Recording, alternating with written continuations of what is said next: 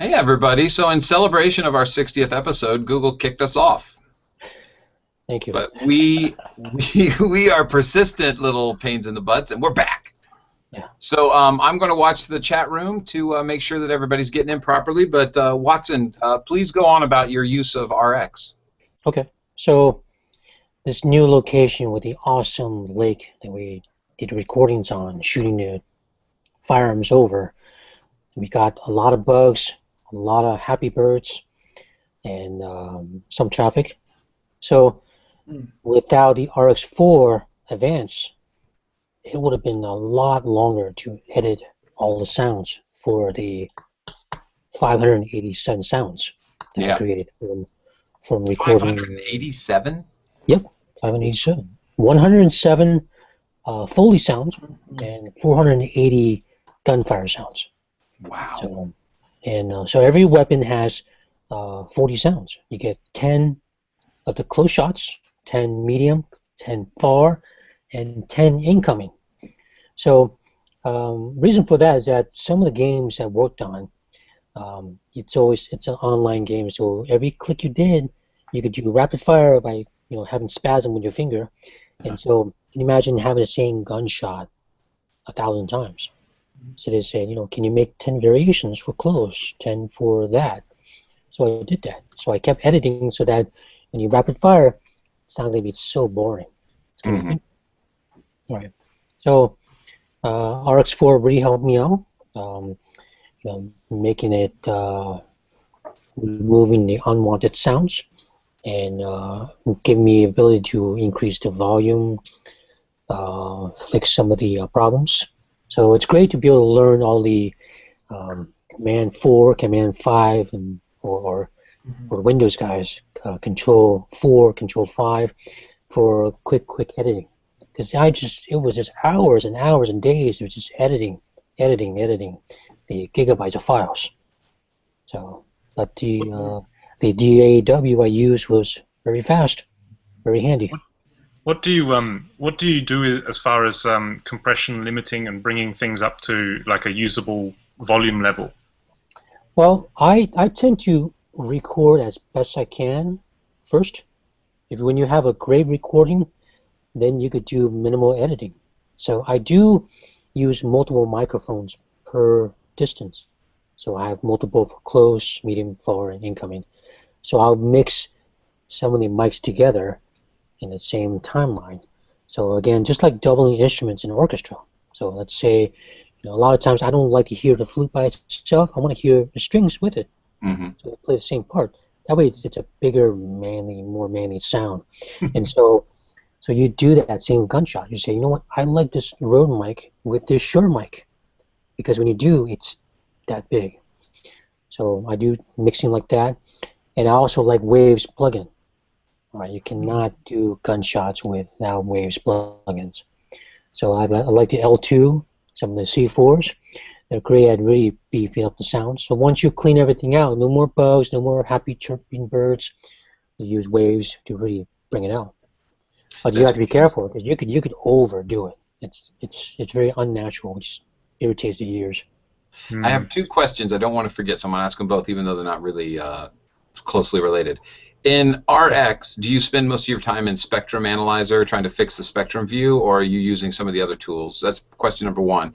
Question number two, when you have so many pieces of source material, how do you know which one is the best? Is it just a feeling, or have you through the years of doing this, you kind of understand a level that needs to be hit intuitively? Yeah. Okay. Number one, I'm trying to remember. Okay. I do use a Spectrum Analyzer quite a bit. So spectral repair, so that's right away. Command 5 or Control 5. So that is the best one. So I'll see a bird. You'd actually see a bird. It looks like a distant seagull. So I'll just highlight that, because when you use the magic wand, it sometimes won't work correctly. So I'll highlight, the little rectangle of the bird, and do the depending on if I'm on my Windows or on Mac. So I'll do Command Control 5 and remove the bird. And I would say bugs are a lot harder to do. So I do have to do quite a bit. And what I love about it is that you could zoom in and zoom out so quickly. Now, wherever you point at, you zoom in. Whereas other programs, when you zoom in, well, if you didn't click on it, it's not zooming in there. So RX4, they got it down right with this new version. It's very easy and fast. So what I have to do, I don't have time. I got to do it right now. So and also from years of going to the range with certain friends and also recording them, I'll listen as we're doing the same shot. I'll bring up the gain, lower it, and I'll listen back and forth and see how much I could push. Because you could really push the limiters on these sound devices, mixers, and recorders, and other brands. So I'll push it. So sometimes I want it really edgy, sometimes I want it more natural. So when I have both and everything between, I could really mix them and line them up. Again, just like orchestral instruments. I can see what will work. You know what? Let's use a bassoon instead of a bass clarinet. All right? So you could really play with that and really go Berlioz on those things. So you have to experiment. You know, every month or so, I would allocate a day to do something. You know, I was playing with a new MS setup, so I had some friends come out and we did some shooting, and I was pushing the limiters, see what I can do. By doing that, by spending the time to try something, I found a new sound. So I have over 50 microphones, but there's always a new way to make better sounds. Mm-hmm. Watson, there's a question from the mighty Matt M in the chat room at the moment. It's quite interesting. He's asking, do you ever add distortion or saturation to your weapon sounds? I have. Depends on the game, depends on the project, you know. But I tend to be more of a purist. You know, I like to make sounds, unless specified by the company or a guy who hired me.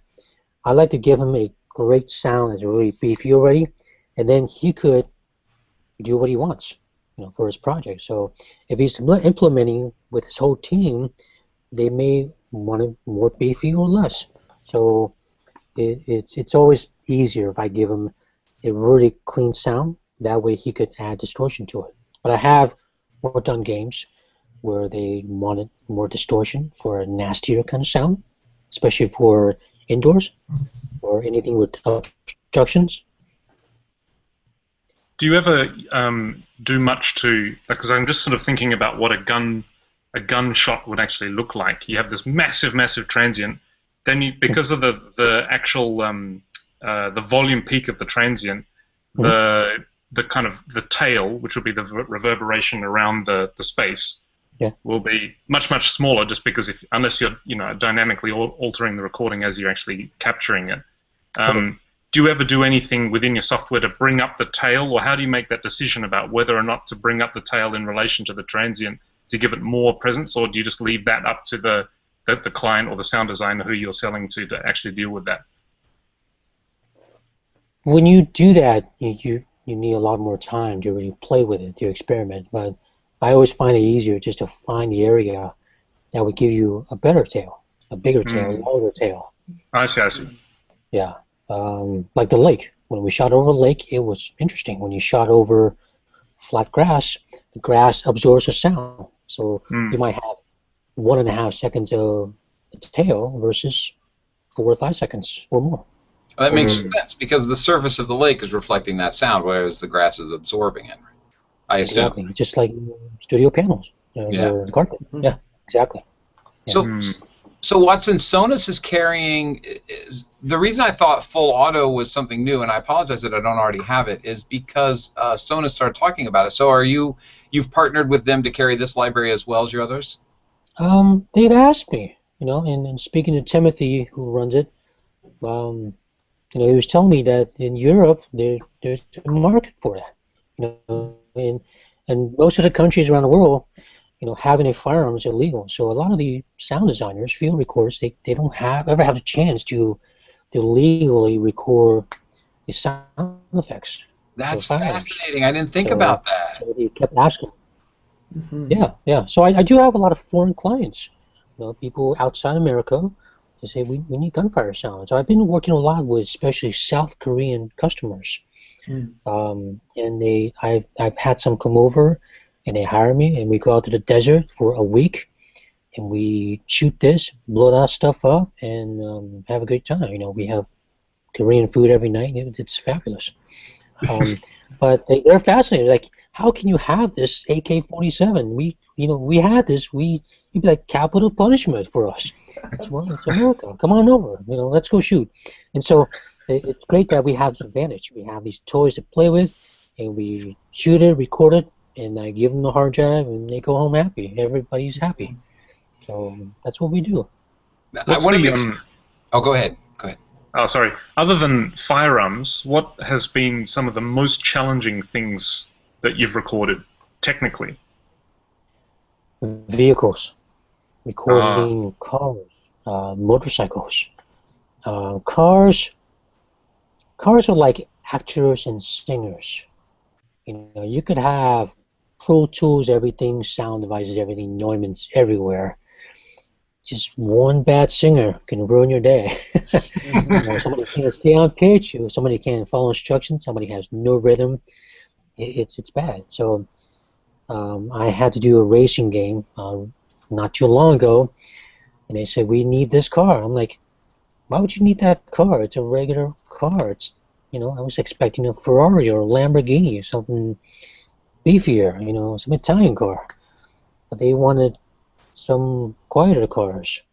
So I asked the guy, hey, can you modify it? Can you give me a better exhaust and more air intake? And the guys who tuned the cars, they did that. So we had to really beef up the sounds. But, not every exhaust would sound great. They just, again, they're like singers. You'll get okay singers, you'll get great singers, and you'll get really bad singers. So recording cars, if they're not altered, if they're regular stock cars, they don't sound interesting. They sound terrible, actually. Mm. Yeah. I see on your blog. I see on your blog you're leaning against my old car, same color, except I didn't have the hood scoop. You talking about the Charger? I love that Charger Hemi, man. That is the best sounding Charger. Period. It's a beautiful sound. That would blow any Charger today. That's an 06 or 03. And it's gorgeous. It's got nitrous. That guy, he modified everything by himself. He just read the forums, try this and try that, and it's a beast. That car was in Need for Speed. It was in 2 of the Need for Speed video games. Wow. Mm-hmm. I'm trying to remember which one it was. But, well, mine didn't sound or look as good as that, but I loved that car. Well, you need to get another one, like a Hellcat engine. And 700 horsepower, and we'll go do donuts and stuff for the show. Yeah, for the show. Episode 80, we'll do donuts and stuff. I had moved to New York, and I had that car, and it's all rear-wheel drive, and I was like, I'm going to kill myself, so I had to let it go, and I traded it in on something in the snow. But I miss it. But I see in your library you have a Shelby GT500. Oh, yeah. Anybody wants to That's one of 9. That's only 9 cars of that ever made, and wow, that's amazing. Yeah, the guy said, I had a friend of mine who builds muscle cars, so he drove. This guy actually restored that car. He took everything apart. He fixed some of the rust, and he did a rotisserie thing. He dipped it so that the car would never rust again, and he reconfigured everything, so it's like factory car. It's brand new off the lot. Wow. And so he gave us a chance to record it, to do burnouts and to, no donuts, but just some burnouts. We took off 5,000 miles off those tires. So it was fun. Do you have to? So you hire these guys. They know that they're going to be spending some, they're going to be losing some quality off their tires. They've got wear and tear they've got to deal with. Do you have any trouble sourcing people to be interested in letting you record their car or their weapons? Sometimes, the car guys and gun guys they're different people. You have to get introduced to certain people. So if I know a guy who has a lot of Ferraris and Porsches, he has friends too. So I'll say, can you introduce me to that's the key word, approachable. Do you have an approachable friend who has this kind of car? So by doing that, I was able to record a Bugatti Veyron, $1.5 million car. I had to do some test recordings for EA a while ago, and there's one guy who's now a good friend, and he had 2 Veyrons. Not one, but 2. That's $4 million. Why would you want two Veyrons? Is like one for like the weekdays and the other for the weekends? Wow. Well, he has 2 properties. One is his home garage and one the other garage. So if you have 2 spaces, you have to fill those 2 spaces. I don't know. I If have you 2 have Pintos. You have 2 Pintos. I have 2 speakers. If you have 4 wheels, you must have 4 tires. So you have to fill them. But the guy's great. The guy is super generous. When I got there, I was kind of nervous. I'm like taking my pocket knife and my pens out of my pocket, so when I sit in a Veyron, I'm not going to damage anything. So he said, "Let's record the other Veyron." I'm like, "What do you mean the other Veyron? You have a second Veyron?" So yeah, it's in my other garage. He says, "Do you mind if we take this Ferrari to go there?" It was a brand new 458, Italian Ferrari, bright yellow one. I'm like, "Yeah, that's what I'm okay with that." And I asked him, "Can my backpack fit in the trunk?" And he's like, "I don't know." So he goes to the front and opens the trunk. It's in the front. And you got to remember, Ferrari engine is the back. So we get to the front. He opens it up, fit perfectly. So we drove to the other garage, the air hangar actually, that housed the other beautiful cars. And so you meet all kinds of people. You have to, be very nice to them. You have to speak in the same level. And these guys have money. You don't say, "Hey, can I offer you this money for your time?" Yeah, that doesn't work for us. Yeah, you got to find different language. A lot of these guys also are very generous. They donate money to charities, or they may have a child or a nephew who's trying to break into the entertainment business. So you help them out. Yeah, and his son was doing that. His son was trying to get into the video game business, which he is now. So I helped him out with that, and we became really good friends. That's smart. Do you have any from the kind of work that you do? Do you have any sort of interesting stories or near misses or kind of tense situations or sort of any of those kinds of fun stories from the interesting work that you've done? Oh, there's so many. When I did Assassin's Creed, we're recording sounds of real full-scale cannons.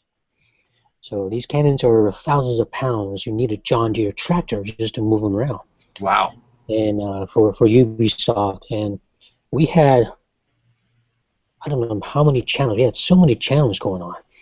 And after each of the shots, from a distance, about 3 seconds later after a shot, you hear peacocks, rah, rah, going off. Every single shot all day long. It really pissed me off. I mean, yeah, you have the close perspective and you have the medium, but all the distant shots are all Peacock. Horrible. Peacock. So today, if you find a peacock burger place, you let me know. I'll go there. All right, because I will eat a peacock burger because I'm still mad about that. Peacock burger. Yeah, it's the other red meat, something like that. Yeah. We have an ostrich farm up the road. Will that do? That's gotta be a peacock. Right, oh, okay. They make those sounds. Right? I gotta get my revenge, retribution, whatever. Next time you're, so are you coming to E3 by chance? I'm not. I wish. I really miss E3, especially GDC. Yeah. Just fun, being with like-minded people and a passion about good sound. Sometimes we get so stuck in a cave doing what we're doing. We have to look up and talk to each other and see what you're doing. It's great to meet the 2 new guys I haven't met, and to meet more people and talk to you again, Kyle. It's been too many years. Too many years. Yeah. Yeah. That is the that's. Oh, sorry. I was just going to add to that. That is one of the greatest things about the game audio community and the game audio people is, I guess, because there's various theories why we're all so friendly. I think like one theory is that our jobs are to sit, except for you, Watson, outside with your Veyron number 2 and your Ferraris and all of that. For the rest of us mortals, basically, our job is to sit here in small rooms, confined spaces, looking at speakers looking at us here with sound around us all day just by ourselves. It's such a sort of a... I'm really lucky that the work that I do it on site at the client's place. So I'm actually surrounded with the rest of the team, which is great. But I mean, when you're at home, it's such a solitary kind of operation. And then, of course, the other contributing factor is maybe that because most of us are musicians, which is how we got into this. We all have had some experience playing in bands or orchestras or ensembles or things like that. And so, yeah, when I first started doing game audio, it was just such a amazing feeling to have all these people, everybody just so friendly, and everybody's in it just for good music and good sound, and everybody's having fun, and yeah, it's just really great. It is. I just love making stuff. Being part of a team to make something from scratch, all the way to something that's shipped or online. It's great. I mean, it's people say, I worked on that, and look at it. Day one, it was horrible. Now it sounds great. It looks great. And it's fun, be able to play more than 2 hours. You watch a movie, it's 2 hours, always the same, You rewind that explosion, it's always the same explosion. But you play that game, you could do it again from the other angle. I love it. You could get 60 hours instead of 2 hours. Yeah. So it's a good bargain. I was just saying in the chat room that my friend Jay restores vintage cars, and he's got an Aston Martin in there right now, and he has this. He works on and off. He's the only guy working on this Fiat Abarth Zagato, which apparently they only made like 150 of. And I was going to say, hey, Watson, you should come record this thing with me. Well, a while ago, he had it in the garage, and he was going to test the engine. And I said, if you're going to test the engine on this thing, call me. I want to record this. It sounded like a VW Bug. All of this car, and I was like, never mind, I'm going to go home. Yeah, I got to tell you, a friend of mine, he's a sound editor, but I've taught him some skills for recording cars, and he said, I got to record his 800 horsepower Camaro. I'm like, really? How was it? He said, it was horrible. The guy said, I have this exhaust. I said, well, yeah, tell me about it. He goes, every time he floored it sounded like the car was farting. Come on. Are you serious? Yeah, I was so geared up. It's almost like, I'm going to go see that movie or play this game because everybody's talking about it. And then you get there, it's like, what? A VW? Or a farting exhaust. It just doesn't work. So, have you ever had situations where... Yeah. Have you had situations where a client has said, we want this particular sound from this really expensive item, whether it be a firearm or a vehicle, and when you've actually recorded it sounded terrible, but you found that something far cheaper and far less glamorous has actually done a better job? Yeah. Believe it or not, the Veyron, it's not that impressive. It's certain moments it does shine, but it's actually a very quiet car. It's only the loud aftermarket tune, just like that Dodge Charger. That Dodge Charger. That one is so modified. It's got bigger heads and aftermarket exhaust. It sounded so good. That's why Need for Speed said, hey, we're going to use it again for the next series. So some of the guys who work there, they messaged me and say, every time we need another V8 American muscle car, we just went to yours because it sounded so good. When we do this ramp sound, when you go to first gear and you go from idle slowly up to the red line. So let's go ramp up and you ramp down in a span of 14 seconds. So that way the software can control the granular going up and down of it. That way it sounds interesting, always rising instead of just pitching. So they always say, we like that Charger because the aftermarket tuning was so good. That's why they love it so much. So that Dodge Charger, it's nowhere near 40,000. Where the Veyron's 1.5, 2.5 million. It's so it's not always the dollar tag or the rarity of the car. So you have to check it out. You just Are there certain miles per hour that the car sounds better? And the reason I ask that is I traded my Charger in on a 4-wheel drive car, and it ended up being a Porsche Cayenne. I got a used Porsche Cayenne. Great car. I love it.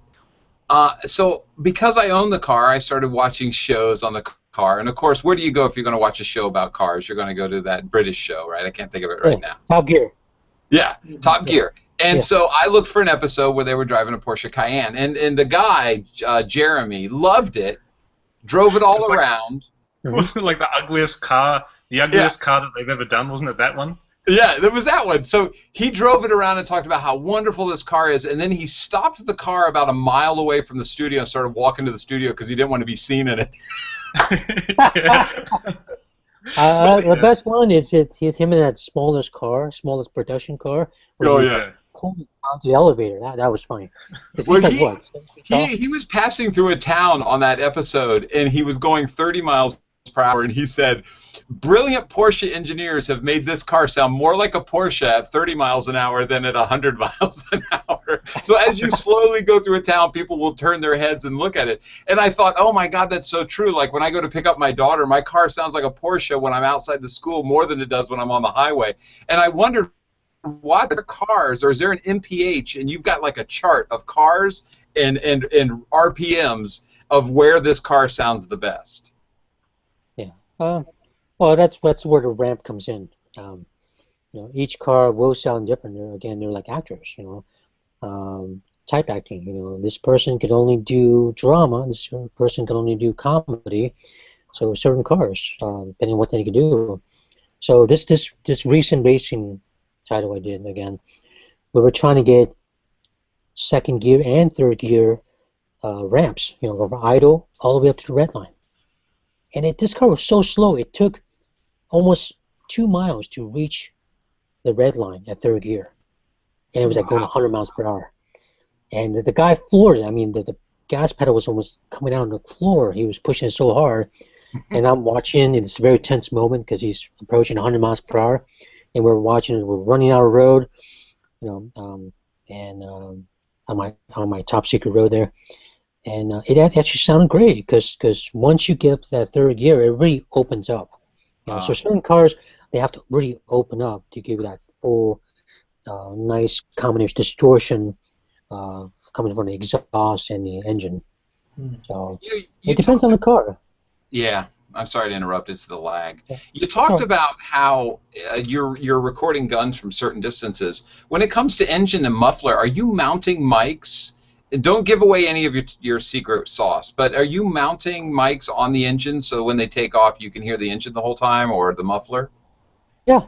My typical recording is, if you look up Watson Wu Jaguar on YouTube, you'll see my Rode microphone paid job where I show Rode microphones how I record a Jaguar, a rare 554 horsepower Jaguar, only using Rode microphones. So they send me a bunch of mics and stuff, and a t-shirt and hat, and plug for them, and see how it sounds from all the different mics I use, different perspectives. So you'll see how I use a blimp that I gaff tape onto the bumper near the exhaust.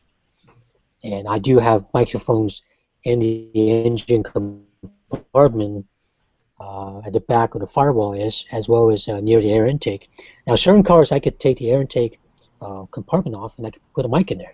That way you hear that suction sound. Oh, yeah. Firewall. So when you mix all those, including the in-cab and the exhaust, you get that real experience of what's it like to be the driver or the passenger next to the driver. So what you hear when you floor a car, when you take a corner, when you downshift. So that's what we did. So I do. So that's one of the ways I record cars without giving all my secrets away. That's nice. There are more.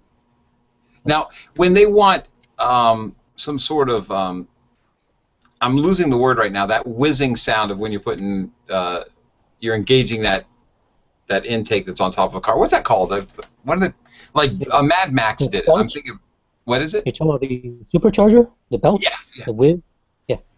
Is there do those all sound the same, and so therefore you can record one car and get basically the same thing, or is that something that's created in the studio afterwards? I mean, Mad Max is a movie, and that's where I think of that sound. So I imagine a sound designer kind of pumped that up. Yeah. Well, we use a lot of channels, so we might put this mic that far from the belt of the supercharger. We might put another one a little further away, and two different microphones. That way they have a different flavor. So in that game, it's almost like the Pro Street or the underground or Need for Speed, you could really add, third-party components to your car to go faster, to have more horsepower, more weapons. So just the same thing. So he'll use 8 channels on the car, and when you start driving, you have the basic sets, and then you start adding more components to it. You get a bigger sound, more supercharger. So that way, the microphone that's closest to the supercharger gives you that bigger whiz sound. So every car is different. Oh, go ahead. You're recording all those parts. Sorry about that. I interrupted you again. You're recording all those parts separately, and then like using RX to get rid of any kind of the bleed that's coming from other parts of the car? Once, it's just like microphones. You'll find, if I want to record kick drum or tom, I want to use a particular microphone. It captures that so well, and it rejects the other sounds. Gotcha. So I'll use certain microphones for the firewall, certain ones for the air intake, and certain ones for the exhaust. So you'll find which one works best for that area. And it's so loud anyway from that source that you're hardly going to hear any other sources bleeding into it. So I'll actually Watson, that's why you're the best at what you do, man. That is amazing to think of the time that you put in to find all of this information. You know the microphones that work best for certain parts of the car. You know how to mount the microphones, where to go to record it, what cars sound better than other cars. There is no need for anybody to go anywhere else for sounds of guns, or weapons as a whole, sounds of cars. And I wanted to also mention that on your website, now these I have as your ambient sounds. Some fantastic sound libraries there. I'm sorry we're not spending more time talking about those. Sorry. Again, those are demands and what's around me. And I do have a 5.1 microphone, and I could connect to my sound devices 8-channel recorder, so I could get a true 5.1 recording, not the 2-channel process into 5 or 6 channels. And so I found places where, again, it's mic positions. If you stand in the right place, you can really have that 5.1 feel, or a quad channel or a nice stereo, depending on the situation. So this week, I hope I can record a demolition of a clubhouse, a golf clubhouse. They can have a wrecking ball. It's gonna be great to put some nice stereo microphones everywhere. Maybe I'll put a zoom really close, and my friend said, "Why don't you strap it to the ball and it'll crash into the building?" I'm like, "Yeah, let's do that. I'll wreck a microphone recorder for that. Not to my sound devices, but my other brands. It'll be fun. That's it. That's the wrecking ball. Smack in the building." That's awesome. We're wrapping up on time, and I have to ask this question. CB in the chat room just asked a great question, and it's a very important question. Sure. What's a good list for starters to get field recording gear? What would you recommend to the beginner to start with if they wanted to do some field recording for the game industry? Well, the basic one, I would say, is a Tascam DR40. Right away, you have the XY, and you flip it to wide, 120 degrees, and you have the XLR inputs. So that one recorder gives you option to plug in other microphones, phantom power or not. And so I do have that one. That's my most portable if I need XLR plugins. So I do have a Rode stereo video mic on top of a cold shoe grip, and then below it is a hanging the Tascam DR40. And if you go to Twitter, you'll see, if you go through all the pictures, and Instagram, you'll see that setup. So you could have put it on the microphone on top and have the Tascam hanging, and that way you get less handling noise. So that's a good one to start with. You could, if you want to go cheaper, you could do Zoom H2N. That's a good one I use. I don't recommend H4N. It can handle loud sounds. I often record loud sounds. If you have that one, you need mic pads just to deal with loud sounds. But everybody's not like me. You don't blow stuff up. That's the one Zoom I have, and I recorded a concert. It was John Williams doing all of his own music, and the crowd would get so loud that it ruined the recording. Yeah. You that's what happened to the football crowds. I'm fine. The other guys are fine, but Tom is like, it's clipping. I'm like, put it down. He's like, it's on 1, still clipping. So here, get some Shure mic pads and stick it in there, and there you go. You're not clipping anymore. So that's So why I I like the interrupted Tascam DR40. You could do soft, medium, and loud. So it's all in one. It's a great recorder. And it's got a built-in limiter to handle loud sounds. And it's got to roll off on the low end for handling noise in case you do get stuck with handling noise? You have that. So it's great. It cords onto SD card. Again, you copy and paste, and you're ready to go. And microphones that you would suggest if you weren't using some of those, if you had like a field recorder? Um, I guess we already covered those, right? It would be the NT4 is your favorite, and the shotgun mic by Sennheiser. I'm just thinking of those two right away because they work everywhere you go. If you're trying to isolate a sound, then NTG3. That's going to be, or the new NTG4, 4 Plus. I think that's going to be priced lower than NTG3. So it's a mono shotgun mic. You're going to point at your source and capture most of that rather than everything. So I would suggest people to get 2 microphones right away. You want to get a solo shotgun mic for isolation, and you want to get maybe an XY, maybe like an NT4. That way you could capture everything or specifics, and that way you're covered. So you could put your shotgun mic in your back pocket and use NT4 and vice versa. So another plug for Rode, they make affordable microphones that are tough, made in Australia. All right, when you pick them up, they feel great. Oh, they do. That NT4 is amazing. I've used that on guitars, vocalists. I even did a mic. What's it called? A shootout between a Neumann TLM49 and one of the channels from the NT4, and I couldn't tell the difference. And I think I have very good ears. So if you're ever going to use a microphone for field recording and you also want to bring it into the studio for some real high-end recording of like instruments or vocalists, that NT4 won't do you wrong. Yeah, it's a great mic. I've had mine for 10 years, and it still works great. I never had a service. I don't have one Rode microphone that's broken. I've had other microphones that service, but the Rode is fabulous what they do. Everything is made in Australia.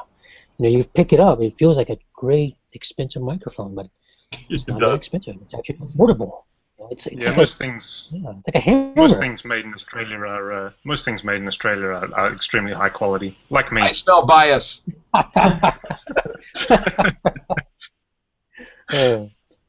Alex was made in Australia, and he's high quality. Yeah, that's right.